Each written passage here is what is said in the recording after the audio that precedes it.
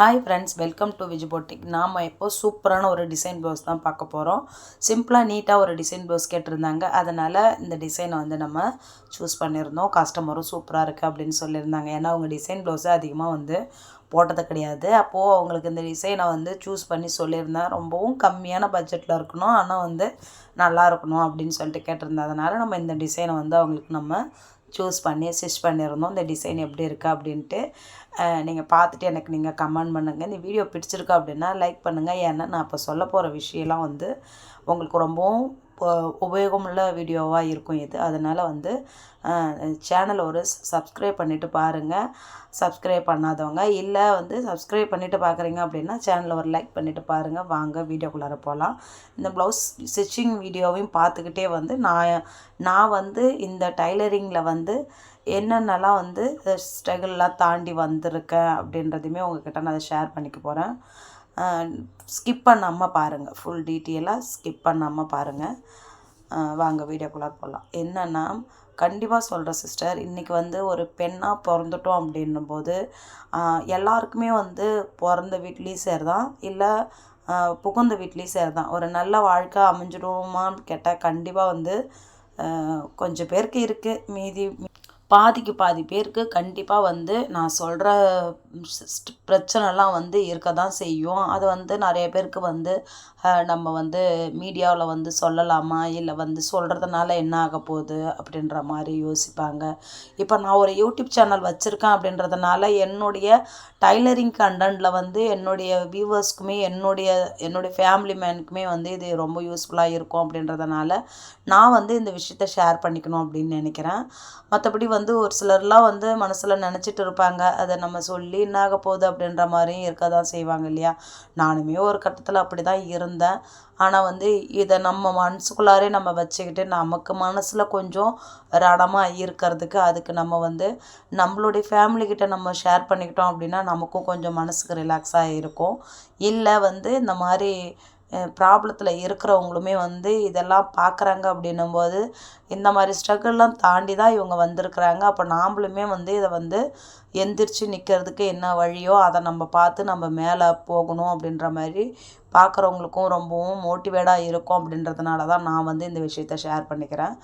எனக்கு ஃப்யூச்சரில் அவ்வளோ ப்ராப்ளம்ஸ் இருந்தது. எனக்கு பிறந்த இடத்துலையுமே சரி தான், என்னுடைய அம்மா நான் 5ஆவது படிக்கும்போதே எங்கள் அம்மா இறந்துட்டாங்க.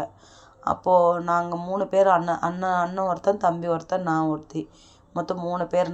அம்மா இறந்ததுக்கப்புறம் எங்களுக்கு என்ன பண்ணுறது ஏது பண்ணுறதுனே தெரியாமல் அது ஒரு காலகட்டம் எங்களுக்கு தெரிஞ்ச வாழ்க்கையை நாங்கள் அப்படியே வாழ்ந்துக்கிட்டு அப்படி சமாளிச்சுக்கிட்டு அண்ணன் ஒரு வேலைக்கு போய், நான் ஒரு வேலைக்கு போய், தம்பி ஒரு வேலைக்கு போய், இப்படி போயிட்டு ஒரு கருத்து தெரிஞ்சதுக்கப்புறம் தான் இப்படி தான் குடும்பம், இப்படி தான் இருக்கும், இப்படி தான் அப்படின்ற மாதிரி புரிஞ்சுக்கிட்டு அப்புறம் தான் ஒரு சீட்டை போட்டு அப்புறம் நம்ம ஒரு சின்ன சின்ன இதெல்லாம் அப்படியே பார்த்துக்கிட்டு தாண்டி வந்துட்டு இருந்தோம். அப்பயுமே நமக்கு அப்பா அம்மா கிட்ட கிடைக்கிற சந்தோஷம் கிடையாது, சொந்த பந்தத்துக்கிட்ட இருக்கிற சந்தோஷம் கிடையாது. அம்மா இல்லை அப்படின்னாலுமே நம்ம டோட்டலாக நம்ம தலையெழுத்தே சேஞ்ச் ஆகிடும் இல்லையா.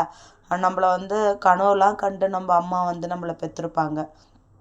ஆனால் அவங்க நினச்சி பார்க்காம ஒரு தப்பை பண்ணிவிட்டு இறந்துடுறாங்க. அப்படி இருக்கும்போது அதனுடைய பின்விளைவுகள் எல்லாமே அவங்களுக்கு பிறந்த பிள்ளைங்க தான் அனுபவிப்போம்.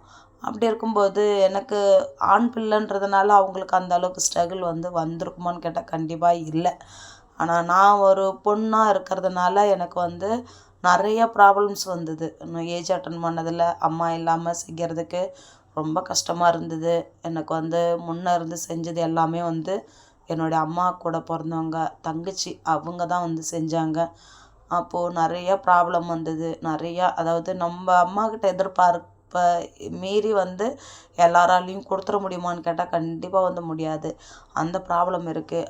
அதுக்கப்புறம் ஏஜ் அட்டன் பண்ணதுக்கப்புறம் நமக்கு எந்தெந்த ப்ராப்ளம் வருமோ அது எல்லாமே நமக்கு தெரியாது. இது இப்படி தான் அது அப்படி தான்ன்றது கூட தெரியாது. அதை சொல்லி கொடுக்குறதுக்கு ஒரு ஆள் இல்லை. தானாக தெரிஞ்சுக்கிட்டு தானாக தான் புரிஞ்சுக்கிட்டு இது இப்படி தான் அது அப்படி தான் எல்லாமே புரிஞ்சு இப்படியே இருந்து அப்புறம் ஒரு கட்டத்தை மீறி நமக்கு நம்மளோட லைஃப்பில் இப்படி தான் அடுத்த கட்டத்துக்கு தாண்டி போகிறோம் அப்படின்றதே நமக்கு புரியாமல் அப்போது ஒரு சிலரை பார்க்குறோம், அது நமக்கு பிடிச்சி போகுது. இப்படி தான் எனக்கு வந்து எங்கள் வீட்டுக்காரரை நான் பார்த்தேன். அவர் பிடிச்சி போய் அப்புறம் வீட்டில் வந்து பேசினார். இவர் வந்து இந்த மாதிரி நான் உங்கள் பாப்பா கல்யாணம் பண்ணிக்கிறேன் அப்படின்னு சொல்லிட்டு பேசினார்.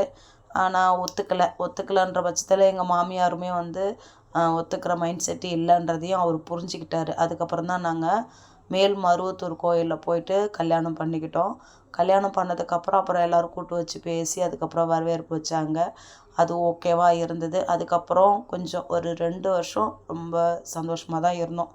2 வருஷன்றதே வந்து கொஞ்சம் ஃபஸ்ட்டு ஸ்டார்டிங்லேயே வந்து கன்சீவ் ஆகிட்டேன். வந்த உடனேவே கன்சீவ் ஆகிட்டேன். நெக்ஸ்ட் மந்த்து பீரியட்ஸ் வரணும். ஆனால் இப்போ வரல, கன்சீவ் ஆகிட்டேன்.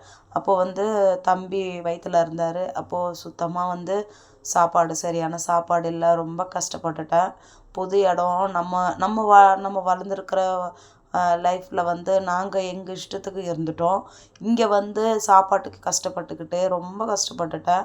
அப்படி நான் ரொம்ப கஷ்டப்பட்டு வயித்துல தம்பி இருக்கும்போது எனக்கு வயிற்ற போட்டு பெரட்டி எடுத்து அவ்வளோ ப்ராப்ளத்தெலாம் தாண்டி இவ்வளோ ஸ்ட்ரகிளை தாண்டி அதுக்கப்புறமா சரின்ட்டு அண்ணன் வந்து வீட்டுக்கு வந்து பாப்பாவை நான் கூட்டிகிட்டு போய் கொஞ்ச நாள் வச்சுருக்குறேன் அப்படின்னு சொல்லிட்டு கூட்டிகிட்டு போய் அப்படி தான் நான் வந்து தம்பி வயிற்றில் இருக்கும்போது கொஞ்சம் சமாளித்து இடைய வந்து அப்புறம் அங்கேயே குழந்த பிறந்து பார்த்துக்கிட்டாங்க. ஒரு 5 மாதம் வரைக்கும் அங்கேயே இருந்தேன்.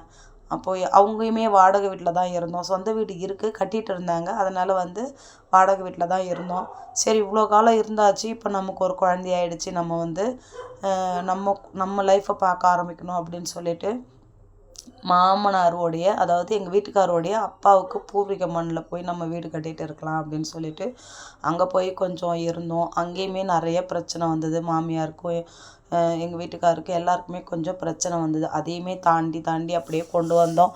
அதுக்கப்புறத்துலேருந்தே வந்து வீட்டில் வந்து கொஞ்சம் நிறைய ஃபினான்ஷியலாக நிறைய ப்ராப்ளம் எல்லாத்தையும் தாண்டி நான் ஏன் இதெல்லாம் உங்ககிட்ட ஷேர் பண்ணிக்கிறேன் அப்படின்னாக்கா, இன்றைக்கி வந்து இந்த அளவுக்கு நான் வந்து இருக்கேன் அப்படின்னா அவ்வளவும் அடி அடி அடி அடி 1 அடி 2 அடி இல்லை, லைஃபே அடி தான். சொந்த பந்தத்தால் அடி, பணம் காசால் அடி, எவ்வளோத்தரும் பாசத்துக்கு ஏங்கி அந்த பாசத்தை ஏங்கி போகும்போது அந்த அந்த இடத்துல கிடைக்கிற அடி, இந்த அடியால் வந்தது தான் வந்து நம்ம வந்து மேலே வரணும். அதுக்கு தான் நான் அப்பப்பயும் நினைப்பேன், நமக்கு ஒரு எதிரி இருக்கிறாங்கன்னா ரொம்ப சந்தோஷப்படுங்க. கண்டிப்பாக சொல்கிறேன். அந்த எதிரியால் தான் நம்மளால் வந்து சக்ஸஸ்ஃபுல்லாக நம்மளால் வர முடியும். நமக்கு நம்பிக்கை வரணும். அதுக்கோசரம் தான் சொல்கிறேன், நம்மளால் கண்டிப்பாக வந்து பெண்ணாக பிறந்த எல்லாருக்குமே வந்து சக்ஸஸ் ஆகிறதுக்கு எல்லா வழியுமே இருக்குது. இப்போ நான் சொன்னது ஒரு கால்வாசி கூட சொல்லலை, இன்னும் மீதி நிறைய இருக்குது. நான் நெக்ஸ்ட் வீடியோவில் உங்களுக்கு இதை பற்றி நான் ஃபுல் டீட்டெயிலாக வந்து ஷேர் பண்ணிக்கிறேன். இப்போ வந்து நம்ம சொன்னதிலே வந்து பாதி தான் உங்ககிட்ட நான் சொல்லியிருக்கிறேன், மீதி பாதி இருக்குது. கண்டிப்பாக வந்து நம்மளாலேயும் முடியும் அப்படின்னு சொல்லிட்டு நீங்களுமே வந்து எந்த ஒரு வேலை எடுத்தாலும் முடியும் அப்படின்னு நம்பிக்கையோடு செய்யுங்க. உங்கள் மேலே நீங்கள் நம்பிக்கை வைங்க. இதில் சொன்ன விஷயம்லாம் உங்களுக்கு பிடிச்சிருக்கும் அப்படின்னு நினைக்கிறேன். பிடிச்சிருந்தது அப்படின்னா லைக் பண்ணுங்கள். அடுத்த வீடியோவில் உங்களுக்கு டீட்டெயிலாக சொல்கிறேன்.